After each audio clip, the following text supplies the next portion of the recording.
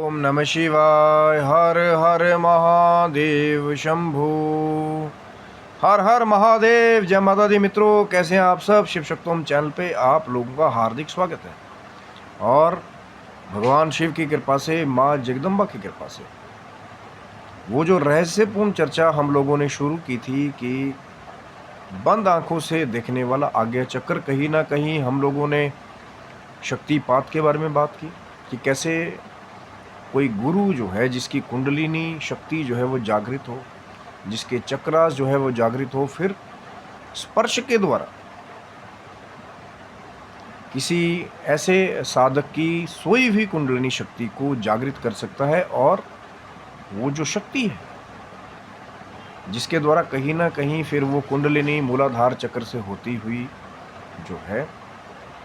आज्ञा चक्र तक जो है, जिसके बारे में हमने बात की थी कहीं ना कहीं, क्योंकि ये एक ऐसी चक्र की विलक्षण शक्ति है कि बंद आंखों से भी सब कुछ देख लेते हैं। क्योंकि ध्यान तो लगाना पड़ेगा, क्योंकि बहुत सारे लोग जो है क्लेम करने वाले मिलते हैं कहीं ना कहीं कि खुली आंखों से ये भी देख लिया, वो भी देख लिया, इसका पर्चा निकल गया, उसका पर्चा निकल गया। लेकिन ऋषि मुनि भी पहले जो है, जैसे हमने पहले चर्चा की थी कि कुछ देखने के लिए वो भी ध्यान लगाया करते थे। ये दो आंखें बंद करेंगे तब जा करके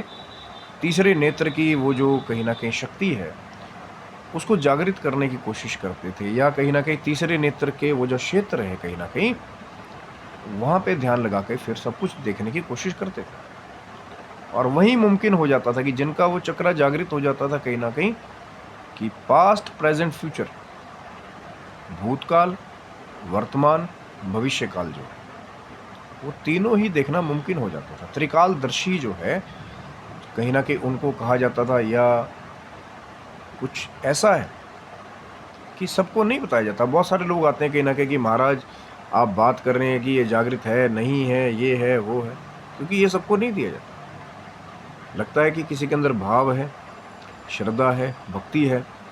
और भगवान शिव की, माँ जगदम्बा की कृपा से उनके अंदर मानव जाति का कल्याण करने की सोच हो, तभी ये गूढ़ रहस्य जो है आज भी इसके ज्ञाता, मैंने पहले भी इसके बारे में चर्चा की थी कि संदीपनी जैसे महर्षि, जहाँ श्री कृष्ण जी ने कहीं ना कहीं वो सुंदर लीला की, जहाँ पे उन्हें योग पट्ट की वो सब जानकारी मिली कि कैसे अलग अलग मंडलों पे जाया जाता है, कैसे योगी जो है अपने आत्मिक जो सफ़र के ऊपर जा कर के वो सब कुछ देखता है। लेकिन आज के युग में, इस कलयुग में, कहीं ना कहीं वो तो द्वापर की बात थी, जब श्री कृष्ण जी ने कहीं ना कहीं संदीपनी जी के आश्रम में रह करके उस गुप्त विद्या के बारे में कहीं ना कहीं एक चित्रण इसलिए दिया था कहीं ना कहीं कि आगे चल के भी जो योगी हैं, साधक हैं, जो इससे लाभ लेना चाहते हैं या मानव जाति का कल्याण करना चाहते हैं। अब ज़रूरी नहीं है कि त्रिनेत्र की शक्ति का कि भैया हाँ तेरे इसका पर्चा, उसका पर्चा, ये वो, अब 1 नंबर, 2 नंबर, फिर अगला नंबर, चौथा नंबर, 5वां नंबर। इस शक्ति का प्रयोग तब किया जाता था जब लगे कि कोई परेशान है, कोई रोगी है, तो देखा जाए कि पास्ट में क्या गलती हुई, किस पाप कर्म के स्वरूप जो है ये कष्ट भोगना पड़ रहा है, और आज आपकी स्थिति क्या है, और आगे उसको कैसे सुधारा जा सकता है। कभी भी जिनके पास भी शक्ति रही है, अब बहुत सारे आते हैं कि भैया फ्यूचर कोई प्रिडिक्ट नहीं कर सकता, लेकिन जिनके ऊपर महादेव की कृपा है, महादेवी की कृपा है, भारतवर्ष के अंदर ऐसे बहुत सारे योगी हैं जो आज भी कंदराओं के बीच बैठ करके तपस्या कर रहे हैं, जो सब कुछ देख सकते हैं। लेकिन जैसा मैंने कहा ना कि जब उन्हें लगेगा कि भाव है, भगवान शिव की कृपा है, माँ जगदम्बा की कृपा है, कोई भक्त है, कोई मुश्किल में है, तब जा कर के उन शक्तियों को कहीं ना कहीं वो प्रयोग करते हैं। अब ये नहीं कि 1 नंबर लगाया, अब हाँ तेरा देख दिया, चल दूसरा पर्चा, तीसरा पर्चा, चौथा पर्चा, 5वां पर्चा। क्योंकि जो योगी हैं, जो एकाकी हैं, कहीं ना कहीं वो नहीं चाहते उनके ध्यान में कोई ना कोई खलल आए, उनको दिव्य दरबारों से कोई लेना देना चाहिए नहीं है। लेकिन ये विद्या कुछ ऐसी गूढ़ विद्या है कि बैठे बैठे वो सब कुछ देख लेते हैं। कैसे महाकुंभ में बिना बुलाए योगी, जिनके पास कोई घड़ी नहीं है, वो कैसे पहुंचते हैं। कोई संदेशा उनको देने उन हिमालय के कंदराओं में नहीं जाता, फिर वो कैसे पहुंचते हैं, एग्जैक्ट समय पे आते हैं। क्योंकि उसका एक कारण है कि सब ये जो आज्ञा चक्र की शक्ति है, चाहे वो पास्ट, प्रेजेंट, फ्यूचर देखने की शक्ति हो, चाहे वो टेलीपैथी कि बैठे बैठे किसी से दूर संपर्क करना हो, आज भी ये विद्या कहीं ना कहीं ये मौजूद है, लेकिन सीक्रेट इसलिए क्योंकि ये सबको नहीं बताया जाता। बहुत सारे लोगों ने शोध किए, लेकिन वहाँ तक नहीं पहुँच पाए जहाँ तक भगवान शिव की, माँ जगदम्बा की कृपा शुरू होती है। नेचुरल जो सीमित रहे संसाधनों में, वो एक सीमित सीमा तक रहे, लेकिन जिन्होंने सुपर नेचुरल के ऊपर ध्यान लगाया, भगवान शिव की कृपा हुई, माँ जगदम्बा की कृपा हुई, तो आगे चक्र की वो जो विलक्षण शक्ति है कहीं ना कहीं, जैसा मैं बात कर रहा था कि एक तो शक्तिपात है, या तो कंदराव में बैठा हुआ कोई योगी, कोई साधक, कोई भक्त जिसने कहीं ना कहीं भगवान शिव का वो कृपा प्रसाद जो है प्राप्त किया हो, वो फिर स्पर्श के द्वारा, वो फिर पता नहीं क्या क्या आजकल चल रहा है, ऊर्जाएं चोरी होगी, हमने नज़र उसकी बंद कर ली, हमने इसकी नज़र बंद कर ली, हमने ये कर दिया, हमने वो कर दिया, क्योंकि वो चीज़ें जो है वो कहीं ना कहीं वो आज्ञा चक्र की वो असली शक्ति नहीं है। क्योंकि जब जो आपके चक्र है, आपकी शक्ति है, आपके आध्यात्मिक शरीर की शक्ति है। हाँ, कोई आपसे ज़्यादा शक्तिवान है तो हो सकता है थोड़ी देर के लिए आपको एहसास करा दे कि अपनी शक्ति को पूरी तरह से आप कहीं ना कहीं प्रदर्शित ना कर पाए। एक इलेक्ट्रोमैग्नेटिक फील्ड को ब्लॉक करने वाला एक अलग बात है, लेकिन वैसे साधक, वैसे योगी कभी भी, जो असली साधक है, अपनी शक्तियों का दुरुपयोग नहीं करते। और मैंने कहा ना कि ये सबको नहीं देते, ये रहस्य है। और जब जागरण के लिए हम लोग जाते हैं, एक एक मूलाधार की साधना से लेकर के फिर जब हम लोग कहीं ना कहीं आगे बढ़ते हैं, फिर जा कर के जब आगे चक्र तक वो हमारा जो आध्यात्मिक शरीर है, जब धीरे धीरे धीरे ऊपर बढ़ते हैं, हम लोगों का मूलाधार चक्र में ही लोग जो है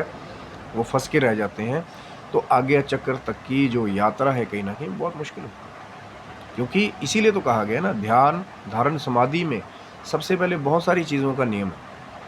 यम, नियम, आसन, प्रत्याहार, प्राणायाम, फिर ध्यान धारण समाधि। अब लोग क्या चाहते हैं कि वो जो आगे चक्र की अवस्था है कहीं ना कहीं कि डायरेक्ट हम ध्यान में चले जाएं, लेकिन उसके लिए पहले साधनाएं, ईष्ट कृपा और भगवान शिव के मंत्रों के बारे में हमेशा से कहा है। बहुत सारे स्वामियों ने बाहर जाके भी कहा है कि ओम नमः शिवाय मंत्र एक ऐसा मंत्र है कि कुंडलिनी शक्ति जो उन चक्रों को जागृत करने वाली, वो नृत्य करना शुरू कर देती है। लेकिन जब आपको करना पड़ेगा, साधना आपको करनी पड़ेगी, साधना काल में, अनुष्ठान में जब है ब्रह्मचार्य का पालन आपको करना पड़ेगा, तब जाकर के वो जो आज्ञा चक्र की शक्ति है, जिसके द्वारा सब कुछ देखा जा सकता है। मैं योगियों की बात कर रहा हूँ, मैं अपनी बात कतई नहीं कर रहा हूँ यहाँ पे, मैं उन योगियों की बात कर रहा हूँ जो हिमालय की कंदराओं में आज भी बैठ करके, बर्फीली चोटियों पर बैठ करके, नंगे बदन बैठ करके तपस्या करते हैं, साधना करते हैं, इष्ट साधना करते हैं और जागृत कर लेते हैं अपने आज्ञा चक्र को, जो बंद आंखों से बैठे बैठे सब कुछ देख सकते हैं। और प्राणायाम की नियम, यम, आसन हुआ, कौन से आसन में बैठना है, पहले तो आसन की ही प्रैक्टिस होती है कहीं ना कहीं कि थोड़ी देर तक बैठने की आपकी कैपेसिटी होनी चाहिए, रीढ़ बिल्कुल सीधी। लेकिन उसमें एक फ़र्क ये नहीं कहा गया कि बहुत सख्त आप बैठें, बिल्कुल रीढ़ सीधी रखें, लेकिन एकदम बॉडी रिलैक्स होनी चाहिए। उसके बाद फिर प्राणायाम, और प्राणायाम के बाद में फिर है आगे की चीज़ें। प्रत्याहार जब हो जाता है, वो है कि दुनियादारी से सबको काट के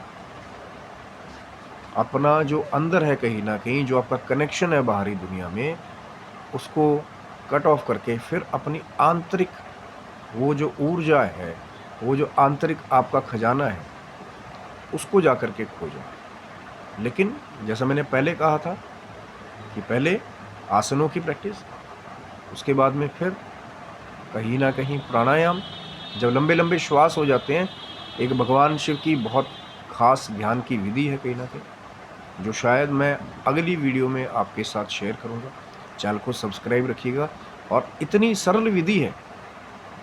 भगवान शिव